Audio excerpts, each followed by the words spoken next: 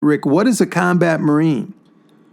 Basically, it's a Marine that, after training, gets sent to a war and then goes to a combat zone and gets shot at. And how's that different than a soldier, like a combat soldier? Well, all warriors that get shot at are combat warriors, whether it's the Army or the Navy or the Marines, in my estimation. So the difference is some soldiers get shot at, some do not. It takes anywhere from 10 to 7 soldiers in the rear area that usually don't get shot at to support the one guy out in the field that is getting shot at. Rick, you used the word warrior. Did you have a sense of being a warrior from a young age? Yes, I studied a lot of early American history, the Patriot warriors, the Native American warriors. So I studied this from the time I was a kid up until I joined the Marines at the age of 17. Now my brother joined the Marines. He went down and enlisted in a little Marine recruiting storefront and came home and told my mom and dad. How did you enlist in the Marines, Rick?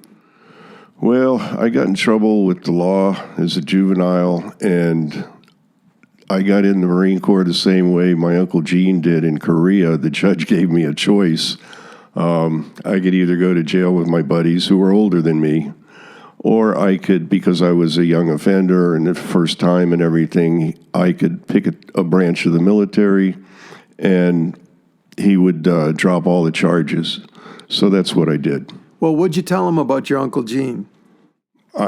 He gave me this choice, and I said, well, I always wanted to be a Marine like my Uncle Gene that fought in the Frozen Chosen in Korea. So he allowed me that choice, and it really turned my life around. Being a Marine gave me a sense of honor and dignity and responsibility that I didn't have as a juvenile delinquent growing up. You got some practice killing things out in the Everglades with Uncle Gene. Tell us a little about that. You went out in a canoe with a tent and had electricity? No, it was fairly primitive, and it wasn't just Uncle Gene. I had a couple of uncles from World War II, some of them combat veterans also.